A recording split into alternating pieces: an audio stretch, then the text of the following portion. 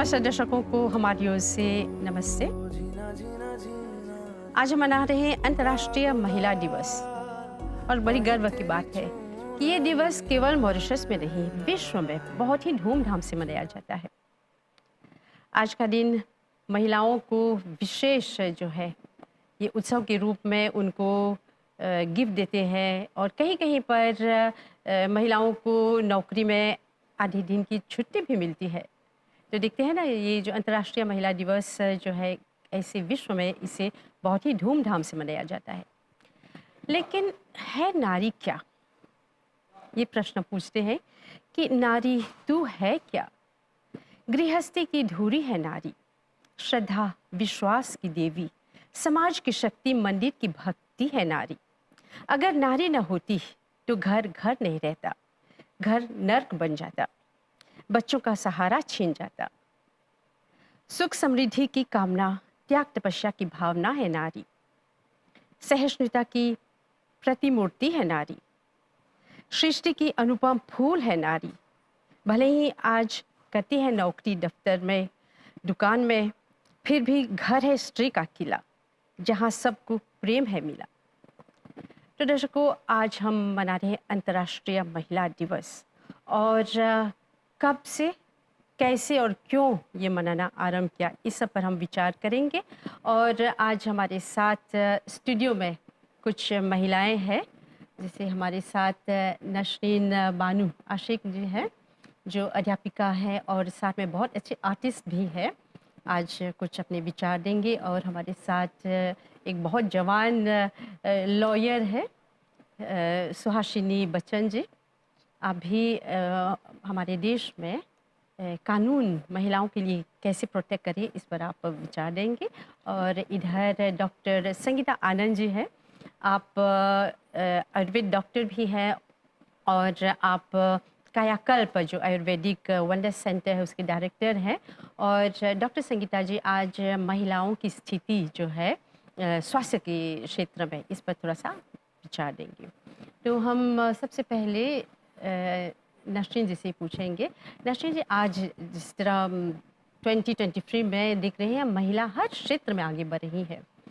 कहीं भी ऐसा क्षेत्र नहीं है जहां महिला कार्यरत नहीं है। और पहले जो है अपनी चार दीवारी में ही वो सीमित थी, लेकिन आज वो हर क्षेत्र में महिलाओं जो है पुरुष के सम वो आगे बढ़ रही है।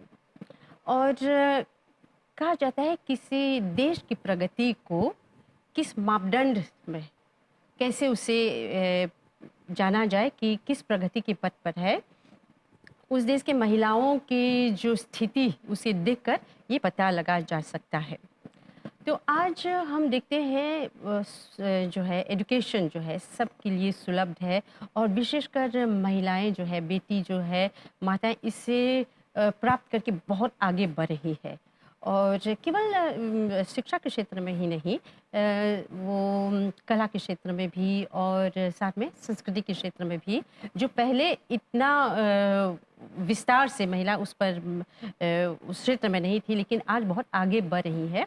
इस पर थोड़ा-सा आप क्या विचार देंगे हमारे दर्शकों को? जी, आपने बिल्कुल सही फ़रमाया। जिस तरह पुराने ज़माने में औरतों का एजुकेशन और आर्ट की दुनिया में कोई इन्वॉल्वमेंट नहीं रहा था।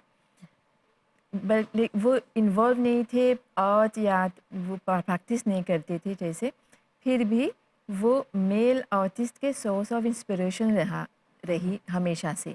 जैसे कि जो मेल आर्टिस्ट होते थे, वो हमेशा औरतों की पोर्ट्रेट्स या उनके मुख्तलिफ डिफरेंट पोस्चर्स पोजेस में वो अपनी पेंटिंग में या स्कल्पचर्स में दिखाते थे। हुँ, तो खुद औरतें जो थी वो प्रैक्टिस नहीं करती थी आर्ट में वो पेंटिंग वगैरह सब नहीं करती थी, हुँ, लेकिन मेल आर्टिस्ट उनको उनका इस्तेमाल करते थे, उनको अपनी पेंटिंग में दिखाते थे।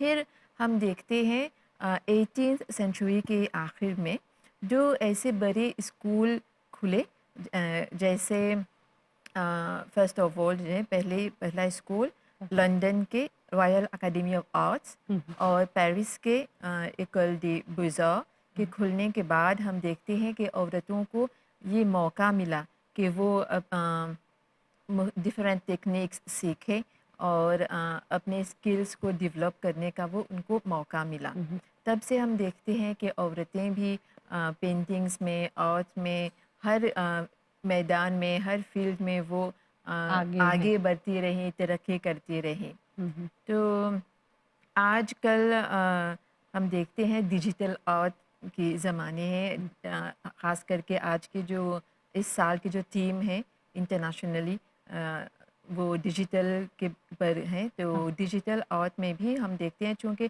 औरतें अब ये तालीम याफ्ता हैं, एजुकेटेड हैं, तो हम्म, इस कंप्यूटर इस्तेमाल करना उनके लिए बहुत बड़ी बात नहीं है। जिस तरह मर्द भी इस कंप्यूटर इस्तेमाल कर रहे हैं, जो भी डिजिटल आर्ट है, यानी 3D पेंटिंग्स या जो भी आर्ट आईटी से रिलेटेड हो, हाँ, तो वो भी औरतें भी आसानी से मैनेज कर पा रही हैं, वो भी आगे बढ़ रही हैं।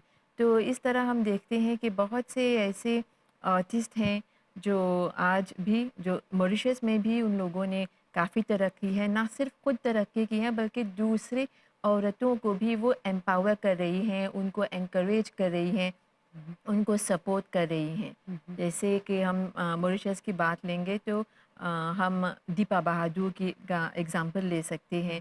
वो खुद आर्टिस्ट है और उन्होंने मुझे भी एनकरेज किया है, मुझे भी एक प्लेटफ़ॉर्म दिया है कि मैं भी अपना वो आर्ट दिखा सकूँ। हम्म, इस तरह यू हैव एक और आर्टिस्ट हैं अमृता दयाला, जो ग्राम्बे में उनका एक गैलरी है।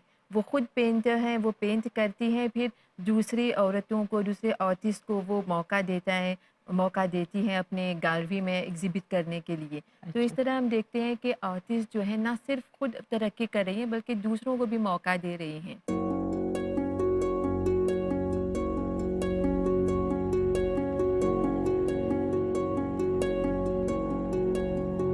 सबसे पहले ये दिन अमेरिका में सोशलिस्ट पार्टी के आह्वान पर 28 फरवरी 1909 को मनाया गया। बाद में इसे फरवरी के आखिरी रविवार को मनाया गया। पहले अधिकतर देशों में महिलाओं को वोट देने का अधिकार नहीं था। उन्हें ये अधिकार दिलाने के उद्देश्य से 1910 में सोशलिस्ट इंटरनेशनल के कोपेनहेगन सम्मेलन में महिला दिवस को अंतर्राष्ट्रीय दर्जा दिया गया।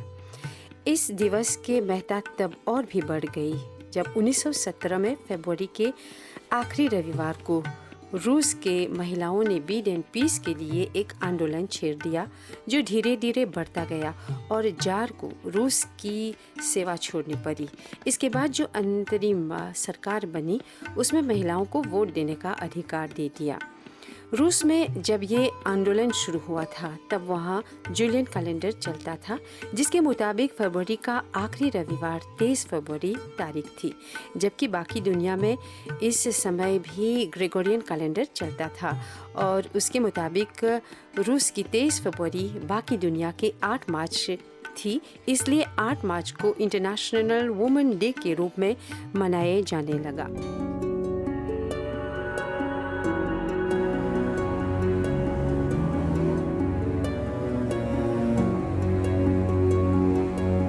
हमारे साथ बैरिस्टर है सुहासिनी। जी। सुहासिनी, आप तो जवान बैरिस्टर हैं, फिर भी काफ़ी आप इसमें इन्वॉल्व हैं, तो हमें बताएं आज जो है महिलाओं के लिए बहुत सारे जो कानून्स हैं, बहुत जो है प्रोटेक्शन मिल रही है, इस पर क्या आप विचार दें? देखिए, हमारे यहाँ मॉरिशस में अभी 2023 में हमारे जुडिशरी में बहुत ऐसे लेजिस्लेशंस हैं जो हमारी महिलाओं की रक्षा करते हैं। उनकी जो बेसिक राइट्स हैं उनकी रक्षा करते हैं। हाँ, हम ज़्यादातर अभी जो फंडामेंटल ह्यूमन राइट्स होते हैं उनको हम टेकन फॉर ग्रांटेड ले लेते हैं, अच्छा, और ये महिलाओं के लिए भी अप्लाई होते हैं। हाँ, तो आजकल हमारे कॉन्स्टिट्यूशन में सभी को एक समान माना जाता है,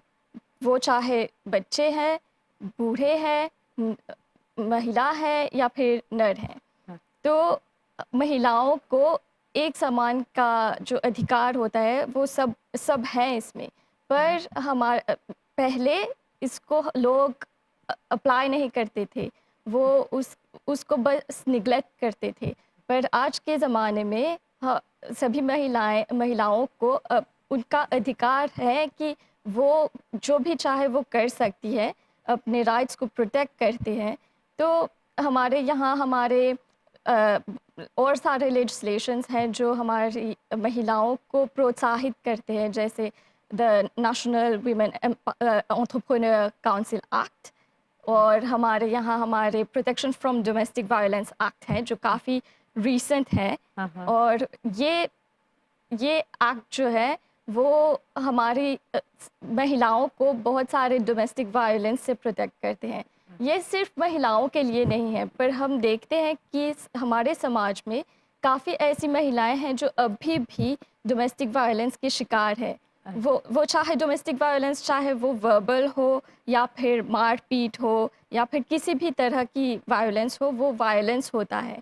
तो उसको महिलाएं अभी तक उसको सहन नहीं करना चाहिए, उसको नहीं दबना चाहिए जैसे पहले करते थे। पहले लोग डरते थे सामने आने के लिए, पुलिस के पास जाने के लिए, पर अभी उनको प्रोत्साहित किया जाता है कि आप अपने आप की इज्जत करो, अपने आप की जो अधिकार है उसको बचाओ, अपने अधिकारों को पहचानो, और अगर तुम्हारे साथ कोई भी अन्याय हो रहा है तो उसके खिलाफ आवाज़ उठाओ।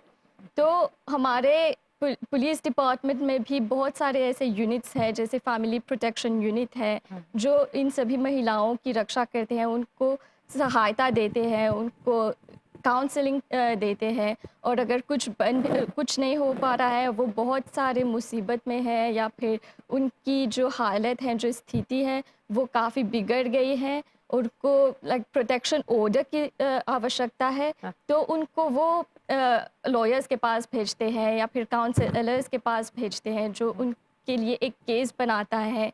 उनकी जो स्थिति है उनको एक मैजिस्ट्रेट के सामने पेश करते हैं और वो कोर्ट से एक ऑर्डर मांगते हैं कि मुझे रक्षा चाहिए, मेरी जान को खतरा है या फिर मेरी इज्जत को खतरा है, तो उसके लिए मुझे रक्षा चाहिए। ज़्यादातर वो अपने पति से रक्षा मांगती है, जो अभी भी उसी घर में रह रहे हैं। तो उनको डर है कि उनको कुछ हो ना जाए, तो वो कोर्ट से एक ऑर्डर मांगते हैं कि कुछ दिनों के, कुछ महीनों के लिए उनको एक प्रोटेक्शन ऑर्डर दे, ताकि वो इंसान उसको छू नहीं सके, उसकी जीवन को कोई खतरा ना हो। ये एक तरह के लेजिस्लेशंस है, पर और भी बहुत सारे लेजिस्लेशंस हैं, जैसे हमारे वर्कर्स राइट्स एक्ट, वो एंटी डिस्क्रिमिनेशन को बिल्कुल सराहना नहीं करते। वो जैसे एंटी डिस्क्रिमिनेशंस होते हैं, ऐसे जो आर्टिकल्स हैं उन एक्ट्स में सेक्शंस हैं जो महिलाओं के प्रति जो भेदभाव होते हैं उसको मिटाते हैं। तो चाहे वो नौकरी पर हो या फिर कहीं पर भी अगर उनके साथ कोई भेदभाव हो रहा होता है तो उसके लिए भी लेजिस्लेशंस होते हैं। और जैसे कि इस साल का जो यूएन का जो थीम है विश्व महिला दिवस के उपलक्ष्य में, वो डिजिटल है।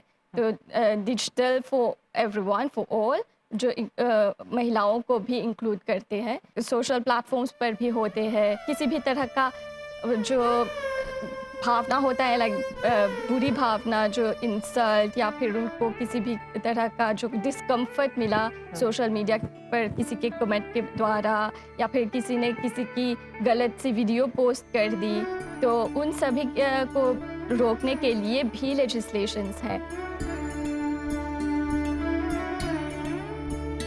हर सवेरा यहाँ तू है, सब वहाँ है जहाँ तू है। कदमों में तेरे जन्नतें बिछी है, जलवों में तेरे शोहरतें छुपी है। तू खुदा की दुआ, सब्र से रब ने तुझको सजाया। धूप धूप जग तू है साया, तेरे रूप में सब कुछ पाया।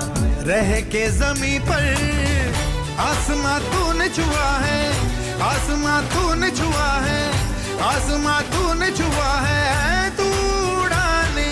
स्वास्थ्य के क्षेत्र में भी डॉक्टर संगीता जी, आप तो काफ़ी दिनों से काम कर रही हैं और हम देखते हैं कि महिलाओं के स्वास्थ्य को लेकर बहुत सारी ऐसे खोज की गई है और महिलाओं को हर तरह से उनका स्वास्थ्य ठीक रखने के लिए बहुत कुछ किया जा रहा है। जहाँ तक महिला की सेलिब्रेशन होती है, जहाँ हाँ। पे हम जैसे कहते हैं कि महिला की स्वास्थ्य की सेलिब्रेशन होती है, तो ये सिर्फ सिर्फ महिला की सेलिब्रेशन नहीं हो रही है, यहाँ पे सारी सृष्टि की सेलिब्रेशन हो रही है। अच्छा। एक स्लोगन है संस्कृत में, यत्र नार्यस्तु पूज्यन्ते तत्र रमन्ते देवताः।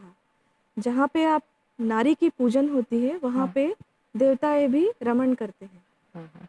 तो इसके पीछे एक कारण तो है ही कि जहाँ पे भी आप महिला की संरक्षण करेंगे, उसकी स्वास्थ्य संबंधी और उसका जो पोषण करेंगे, और जहाँ तक मैं कहती हूँ कि जब महिला की स्वास्थ्य के बारे में बात करते हैं, आयुर्वेद में कहते हैं जब एक स्त्री पैदा होती है, बचपन से ही उसकी पोषण शुरू हो जाती है। हाँ। तो जब वो ऋतुस्राव शुरू होती है उनकी, जब वो पहली बार जब वो ऋतुमती बनती है, तो मेंस्ट्रुएशन जब शुरू होती है, तो बहुत कुछ उसके शारीरिक रूप से, मानसिक रूप से, सामाजिक रूप से और स्पिरिचुअल रूप से बहुत बदलाव आते हैं। हाँ। तो इसीलिए आयुर्वेद में कहते हैं कि एक औरत जब उसकी जो ऋतुस्राव शुरू होती है, हाँ। तो उसकी बहुत अच्छी तरीके से उसकी परिचर्या हो बताया गया है। हाँ। ये सिर्फ आयुर्वेद में ही नहीं, ये देखा गया है कि मलय देश में, पेरू देश में, कुछ सब कॉन्टिनेंटल ट्राइब्स अफ्रीका में और साउथ अमेरिका में और इवन साउथ अमेरिका में, हाँ। कई जगहों में इस तरह की ट्रेडिशनल जो डाइट एंड लाइफस्टाइल और कैसे एक महिला को पोषण मिलनी चाहिए उस समय में, इसके बारे में वो लोग बताए गए। तो इससे एक चीज़ तो समझ में आता है कि एक महिला सिर्फ एक पैदा होने के बाद उसको काफ़ी चीज़ों से गुजरना पड़ता है। पहले तो ऋतुमती बनती है, फिर उसके बाद में उसकी गर्भावस्था होती है, हाँ। फिर उसके बाद में मेनोपॉज की स्थिति आती है। तो इस तरह से वो काफ़ी सारे चीज़ों से गुजरने के बाद फिर भी वो अपने आप को मेंटेन करना है, अपने हाँ। आप को स्वास्थ्य रूप से, सामाजिक रूप से और फिजिकली फिट भी रहना है, हर तरीके से उसको मेंटेन करना है। तो आयुर्वेद में बहुत अच्छी तरह से इसकी वर्णन है, जो कि हम कहते हैं कि हम 2023 में हैं आज, तो जब हम मेंस्ट्रुअल डिसऑर्डर्स देखते हैं, रिप्रोडक्टिव डिसऑर्डर्स देखते हैं, जहाँ पे हार्मोनल इम्बैलेंसेस देखते हैं, ये दिन ब दिन बढ़ता जा रहा है। तो ये चीज़ एक सर्वे हुआ था कि देखा गया है कि कई कंट्रीज़ में, जैसे कि यूके जो कि डेवलप्ड कंट्री है, वहाँ पे भी इस तरह की महिलाओं की समस्याएं बढ़ती हुई दिखेगी, और ऑस्ट्रेलिया में भी। और आज देखेंगे तो मॉरिशस में भी कई छोटी छोटी महिलाएं, अराउंड 50 to 60% ऑफ महिलाएं आज कुछ ना कुछ हार्मोनल इम्बैलेंसेस, रिप्रोडक्टिव डिसऑर्डर्स और जैसे कहते हैं ना मेंस्ट्रुअल क्रैम्प्स, जब मेंसेस होता है तो कई लोगों को कष्टार्तव कहते हैं आयुर्वेद में, वो चीज़ शुरू हो जाती है। तो इन सब चीज़ों से कहीं ना कहीं हम लोग गुजर रहे हैं।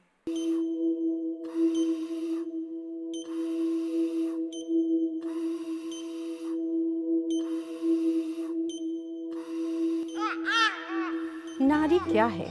नारी एक दुनिया है, एक संसार है। नारी सबसे पहले एक बेटी के रूप में आती है।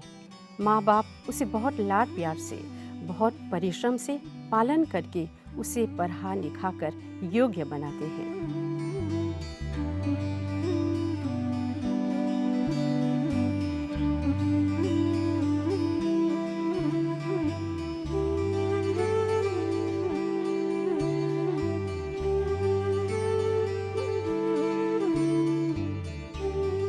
फिर उसे अच्छे वर से उसका विवाह कराते हैं। अब शादी के बाद वो किसी की पत्नी बनती है। पत्नी बनकर पतिव्रता का पालन करती है। फिर वो माँ बनती है। 9 महीने बच्चे को अपने कोख में रखकर अनेक दर्द सहकर बच्चे को जन्म देती है, बच्चों का निर्माण करती है और वो सुव्यवस्थित और स्वस्थ परिवार का निर्माण करती है। माता बनने का सौभाग्य से नारी संतान निर्माण का दायित्व निभाती है। नारी विविध रूपों में बेटी, बहू, पत्नी एवं माता के रूप में अपने संपूर्ण उत्तरदायित्व का संप्रेषण करती है, अतः वो पूज्य है। इसलिए हम 8 मार्च को हर वर्ष महिला का विशेष दिवस मनाते हैं। अंतर्राष्ट्रीय महिला दिवस हर वर्ष हमारे लिए विश्व के विभिन्न क्षेत्रों में महिलाओं के प्रति सम्मान, प्रशंसा और प्रेम प्रकट करते हुए महिलाओं के आर्थिक, राजनीतिक और सामाजिक उपलब्धियों एवं कठिनाइयों की ये उपलक्ष्य में उनका ये उत्सव के तौर पर मनाया जाता है। मनु महाराज ने क्या कहा, पिता का दर्जा गुरु से 10 गुना ऊपर होता है, परंतु माता का दर्जा पिता से 100 गुना ऊंचा होता है। माता को मातृदेवो भव की पदवी मिली हुई है। महर्षि दयानंद जी दूरदर्शी थे। उनको पता था कि कन्या भविष्य में पत्नी फिर माता बनती है। माँ बच्चे का चरित्र निर्माण करने वाली प्रथम गुरु होती है, अतः उसे शिक्षित और सुसंस्कृत होना परम आवश्यक है। तभी तो वो अपनी संतानों को सुशिक्षित करके सुसंस्कृत बना सकती है। गांधी जी ने क्या खूब कहा है, जब पुरुष को शिक्षा दी जाती है तो केवल एक व्यक्ति शिक्षित होता है, परंतु जब एक नारी को शिक्षा दी जाती है तो वो एक परिवार शिक्षित होता है, एक समाज, एक राष्ट्र शिक्षित बनता है। गोल्डस्मिथ का कथन है कि स्त्री कांटेदार झाड़ी को फूल बना देती है, दरिद्र से दरिद्र के घर को भी सुशील नारी स्वर्ग बना देती है। आयुर्वेद में यही चीज़ का वर्णन है कि किस तरह से हमें अपने आप को स्वस्थ रखने के लिए किस तरह से खुद अपने आप देखना है। तो एक महिला को अपने अंदर झांक के देखना है कि किस तरह से मैं स्वस्थ रहूं, किस तरह से मैं अपनी डाइट और इम्बैलेंस को ठीक करूं। जैसे कि कुछ ट्रेडिशनल प्रैक्टिसेस देखा गया है कि जैसे कि एक ऋतुमती स्त्री के लिए कुछ चीज़ें दिया जाता है, जैसे कि सेजामी सीड्स हो सकते हैं, टर्मरिक की पानी दिया जाता है, कई ट्रेडिशनल सिस्टम। ये सब के पीछे कुछ साइंस था। तो हम सोचते हैं कि आज हम बढ़ते, हमारी भले ही हम बहुत जगहों में हम आज तरक्की किए हुए हैं, लेकिन कहीं ना कहीं हम अपने आप को किस तरह से बैलेंस में रखना है, how to be emotionally, mentally, और किस तरह से हमें बैलेंस रहना है, इस चीज़ के लिए हम आज भी एक तरीके से प्रश्न है हमारे मन में। हम कह सकते हैं कि महिलाओं के लिए विशेषकर 8 मार्च को ये उत्सव के रूप में मनाना ही चाहिए। आज हम जिस पे विचार कर रहे हैं वह एक बहुत सुंदर ही सोच है, अंतर्राष्ट्रीय महिला दिवस। महिलाओं का हमारे समाज में क्या स्थान है? अगर हम इस विचार पर धार्मिक रूप से या दृष्टिकोण से चर्चा करेंगे तो यहाँ पर मैं एक मनुस्मृति से एक श्लोक पर कुछ विचार प्रकट करना चाहूँगी। कहा गया है, यत्र नारी अस्तु पूजयन्ते तत्र रमन्ते देवता। अर्थात जहाँ पर नारी की, महिला की को मान्यता दी जाती है, जहाँ उनका सम्मान होता है, वहाँ पर बसते हैं देवता। यही हिंदू समाज का हमेशा से ही एक आधार, कह सकते हैं कि एक नींव बना रहा है। आप देखेंगे कि जब गृहस्थी में जब पूजा पाठ होता है और पति पत्नी जब होते हैं तो पत्नी के बिना पति अकेले यज्ञ, होम या किसी पूजा पाठ में भाग नहीं ले सकते हैं। उनको हमेशा उनकी अर्धांगिनी उनके साथ होनी चाहिए। तो यहाँ हम बात कर रहे हैं अर्धांगिनी की, और ये एक फिलॉसफिकल पॉइंट ऑफ व्यू है। जैसे कि शिव जुड़े जाते हैं शक्ति के साथ, जैसे कि विष्णु जुड़े जाते हैं उनकी शक्ति माता लक्ष्मी के साथ, तो वैसे ही हर पुरुष के साथ उनकी जो पत्नी है वह उनकी शक्ति बनती है। यह सिर्फ बोलने वाली शक्ति नहीं है, पर आप देखेंगे गृहस्थी में दोनों कैसे और सुंदरता से सामान्य रूप से एक दूसरे का हाथ बटाते हुए परिवार को आगे बढ़ाते हैं, परिवार को सुंदर करते हैं। और जहाँ भी ये संतुलन नहीं बना है उसकी दयनीय दशा तो हम सभी को पता है। तो इसी वजह से जहाँ पर नारी होती है, और नारी जो है वो माता के रूप में है, वो बेटी के रूप में है, वो बहन के रूप में है। नारी जो है वो हमारे सृष्टि का सूत्र है। ज्योत से ज्योत जला के, आंख से आंख मिला के, रोशनी करती तू जाए, आग से हाथ मिला के। तू ही है होली दिवाली, तू ही है दशहरा, तू ही है लोरी वोरी, ईद की तू ही सेवैया बबैया। सितारे तुझ में डूब गए, तेरा डेरा, तेरा बसेरा, सबकी भलाई में है जग